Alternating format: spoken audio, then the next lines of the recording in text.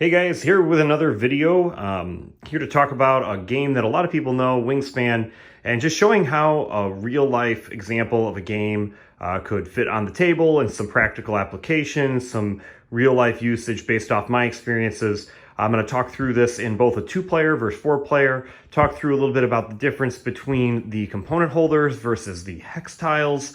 We're going to talk about some alternative uses of some of the accessories. We're going to kind of hit a bunch of things here. So just kind of running through this. First and foremost, I've got this game currently set up for 4 players.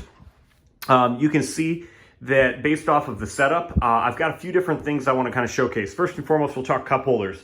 Whether it's putting it between 2 people, which in my experience this is the least practical option, and the one that most people don't do, to putting it in the table, which is something some people do. Obviously, those of us that are a little bit more accident prone may not want to do that, and I would recommend putting it on the outside to prevent any sort of accidents. Although, to be honest, it's still not very probable because of the system, the rails, the way they're built. I mean, if I intentionally bang this around and knock it a bunch, it's still not falling out.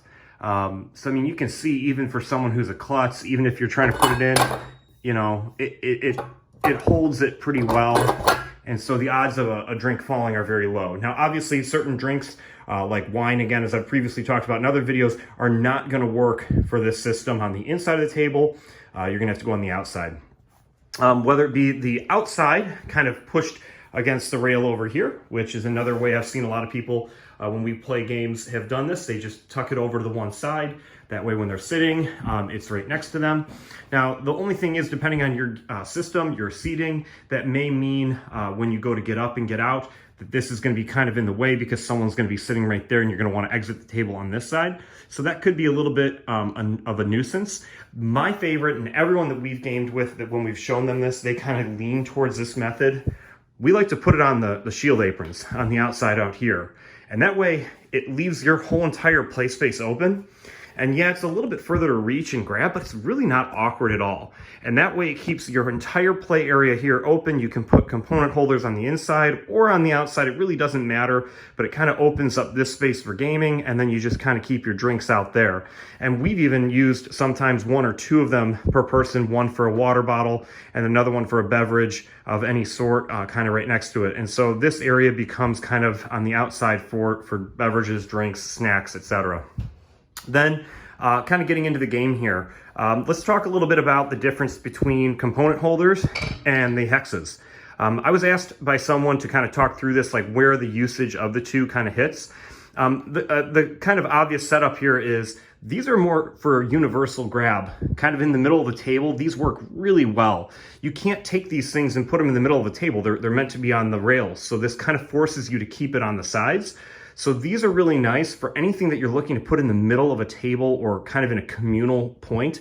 I still love them. I still use them. I've still got the Hex Kickstarter coming my way here soon, and I'm excited to have those. And I'm going to plan to use those for, again, for all the communal type related things. And even in a 2-player game where I'm not reaching across in the middle, it frees up this area. You can see how by putting these 2 here, this is kind of in a blind spot, and it has to be shared between the 2 of us. So by doing this, this is kind of in the way. So if I were to take these off and kind of remove them off the table, now it allows for this to hug closer to the rail and frees up this space because we're not blinded by that area. So again, there's going to be times where this is going to be kind of preferred, and other times where using the component holders against the rail is going to be preferred. And this is where these guys can definitely come into play. Again, even if I were to do this and then bring these in over here, you can see now it's easier to lean over and see into the vault. So there's a time and a place for both, and I think you're going to find preference is going to vary game to game and application to application. But we definitely still use our hex tiles. I still recommend having a system of some sort, whether it be these or whether it be some other alternative bin. You can see I like to 3D print things, so I mean, whether it's a 3D printed solution or not, there's tons of options out there. But I like the aesthetic of the wood, the matching, the black walnut to the black walnut, so we have hex tiles that we still use. Okay, going back to now a setup, for example, of a game. I have, again, the two setup, even though this isn't how you'd actually play the game, I have one here, to show again like a two-player game where you have it right in the middle, kind of between you, versus a table shared space where you're gonna have to find a way to make it visible. In this case, I've got it kind of set up sideways, so that way the two people over here might see the side, but everyone can still see very openly. We like to use the Wormwood dice tower, so you can see I've got one on either end of the table. You just have to pass the dice. And again, I like to 3D print things, so I've got some card holders that I use. That way I can keep as many cards as, you know, practical and then some. And even then, we've got now given two expansions, both the Oceania and the European, and you can see the nice overflow of cards that we still haven't even put out, all the different pieces that are still sitting here because there's so many. So this just creates a little bit of organization on the table, well, a very small blueprint. You could very easily use this guy and then use one of the three for a discard, whatever works for you. Personally, we like to use these guys for the actual face card or down. And then when they go into a discard, we like to use this tray just to kind of symbolize the two different, but whatever works for you. And again, we have this scorecard and the bonuses going sideways, so that way it's communal and everyone can see. So this is more of a real life application of a game. You can see, again, having these lined up on here is a possibility. You could also take them, put them over here, kind of wherever works for you. There's definitely a lot of flexibility with so much space per person. We tend to use these for collecting all of our individual food. We like doing that. That's become something that everyone enjoys doing. But again, you could very easily take one of the hex tiles, put it out in front of you, depending on how you like to organize your space. There's certainly flexibility in both systems. Last but not least, I just want to bring attention, I've kind of already been showing it already, but the use of a player desk.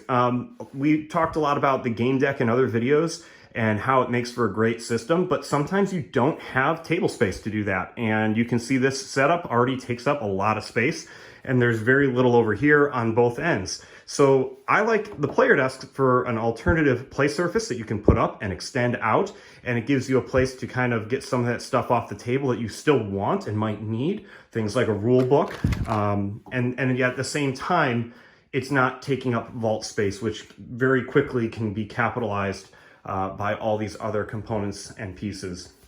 Finally, again, not necessarily something you would need to do, but I found there's many other uses to the wireless charger. One of them is just to put stuff on it. It's a small little ledge, not as big as a player desk, cheaper surface, cheaper option, but it definitely works. And so that way you can put, whether it's a mini iPad or you know, something else just that's small enough that you can use it as a little ledge surface, not even just a wireless charger. Again, not saying it's not a wireless charger, not saying don't use it for that.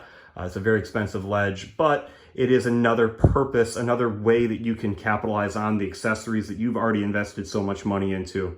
So I hope this video kind of highlights a real life application of a game that you probably have in your collection. And if you don't, I highly recommend it. Wingspan's great.